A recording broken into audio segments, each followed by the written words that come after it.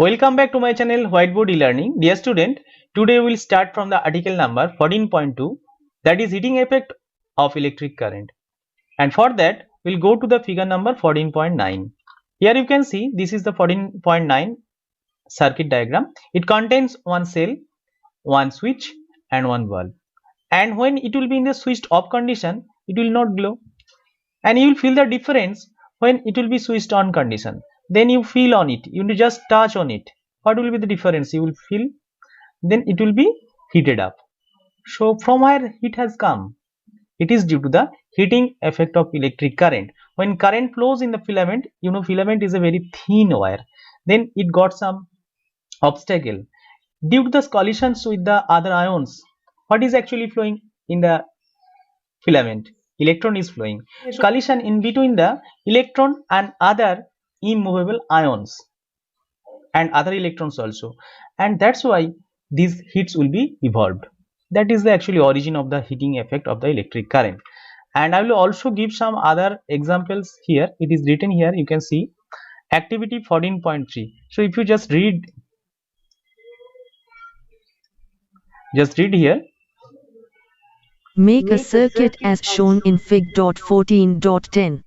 Take about 10 cm long piece of nichrome wire and tie it between the nails. You can get nichrome wire from an electric repair shop, or you can use a piece of discarded coil of an electric heater. Touch the wire. Now switch on the current in the circuit by moving the switch to the on position. After a few seconds, touch the wire. Do not hold it for a long time. Switch off the current. Touch the wire again after a few minutes.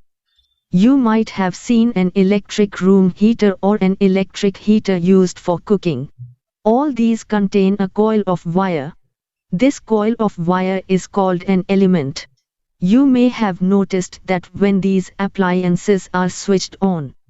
So actually this is the applications of heating effect of electric current in our life. We have used that. But this activity 14.3 is telling us, and when this nichrome wire is connected in between the two nails and we have switched on it, then some heat you will feel. If you touch the wire, you can just feel there will be some heating effect, and this heating effect actually undesirable, but we have used this undesirable incident in our life in this way. That is electric heater. And you can see in the electric heater there is a coil, that is actually made up of nichrome, which is actually very resistive wire. So that means it will give some resistance. What is the resistance? Resistance is nothing but the obstacle. When current is flowing inside the coil, actually current means flow of charge.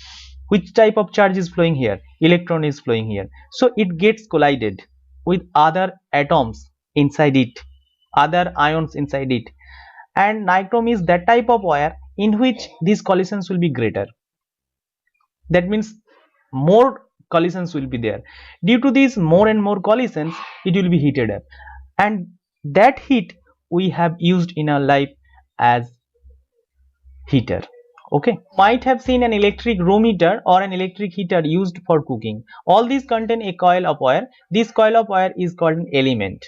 It is important question for 1 marks question, that is element. Which is called element? The coil of the wire is called the element. That is heating element. That is heating element. You may have noticed that when these appliances are switched on, after connecting to the electric supply, their elements become red hot and give out heat. The amount of heat produced in wire depends on its material, length and thickness. Of course, it depends on the nature of the material. What type of material you are using? Is it copper? Is it aluminium? Is it nichrome? Is it tungsten? So for different material, different type of heat will be evolved.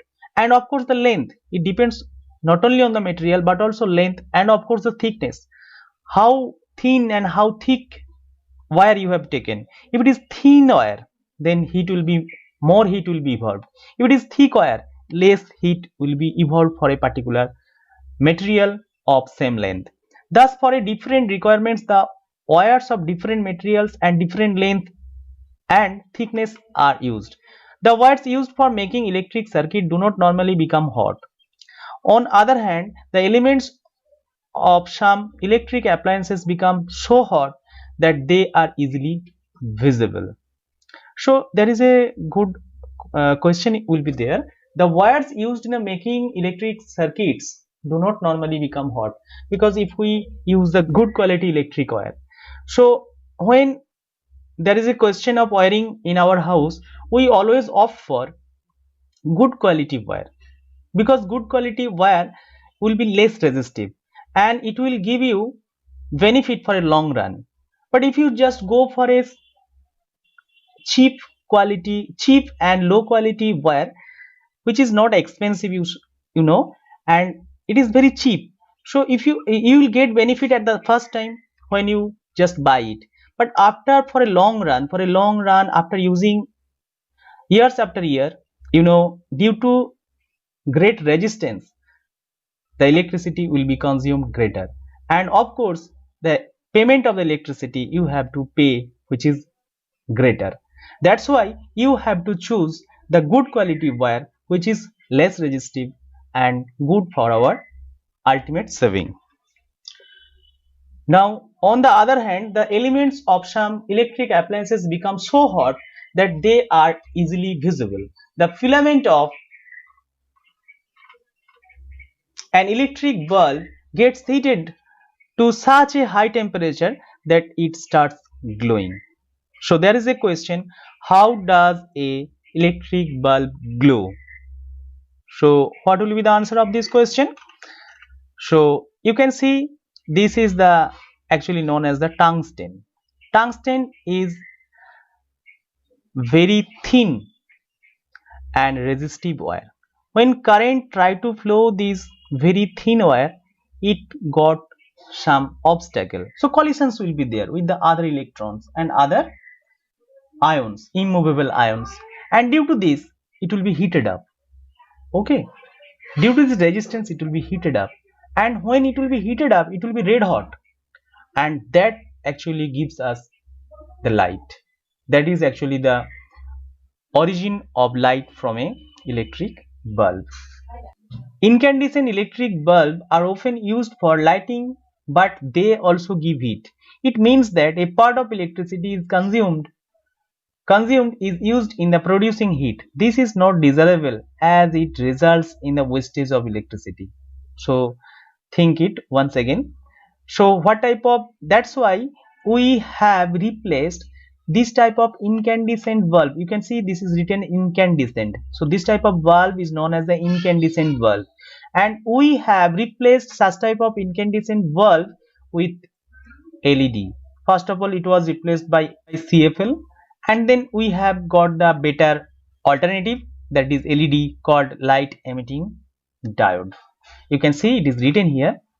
Why we have chosen LED, obviously I will discuss in this session. This is not desirable as it results in the wastage of electricity. The fluorescent tube light and the compact fluorescent lamp, CFLs, which we call actually compact fluorescent lamp, are better electricity efficient lighting sources. Nowadays the use of light emitting diode, that is LED bulbs, is increasing.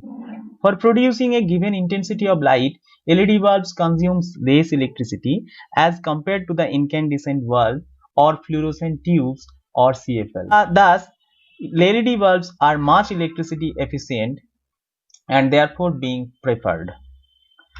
So you can see what is the purpose of using lamp? That is for lighting purpose. So we do not prefer, we do not want heat. We are not using the lamp as heater. We are using just it for lighting up the rooms. So light is needed, heat is not needed. But actually what happens in the incandescent bulb, heat is automatically evolved, heat is automatically produced, because the mechanism is that when it will be heated up, then it will give the light. So before giving light they will be heated up, but it is undesirable because you know electricity is consumed not only for the lighting purpose but also in the heating purpose, which is undesirable, and we have to pay for that. Money will be given for that, but we don't need heat from the light. So that's why we have preferred more electricity, more energy efficient LED bulbs, more energy efficient bulbs, that is CFL, and finally we are just preferring LED. LED is more energy efficient than incandescent bulb. Okay, so that's why we have preferred, and we have saved so much electricity by just eliminating incandescent bulb and using LEDs. You have seen in your home you are not using incandescent bulb, and now you are using the LED. It is advised to use electrical appliances and gadgets which are electricity efficient. Bureau of Indian Standards, New Delhi assigns a standard mark on products called ISI mark, which is an assurance of conformity to the specifications given on the products. It is therefore suggested to use ISI marked products. Not fluorescent tubes and CFLs contain mercury vapor, toxic in nature, therefore damaged fluorescent tubes and CFLs not to be disposed of safely. Okay, that is safety purpose, you have to do that. But here ISI marked product you have to use, obviously that is correct, but here with this is other standard authorization, they are giving star on the product. So when you want to buy some electrical gadgets in your home, obviously you see, is it 3-star or 5-star or 4-star? If the stars are increasing, obviously it will be energy efficient. So keep in mind that when you buy some such type of new products, electrical gadgets in your home like fridge, geyser, TVs, then of course you see, is it 5-star rated or 3-star rated? So all the time you have to prefer the 5-star products because it is energy efficient, but at the same time 5-star product will, you have to pay more money for that, but actually for the long run you will get benefit for that. Thank you for watching my video. If you think video is helpful to you, don't forget to hit the like button and subscribe my channel for next upcoming videos.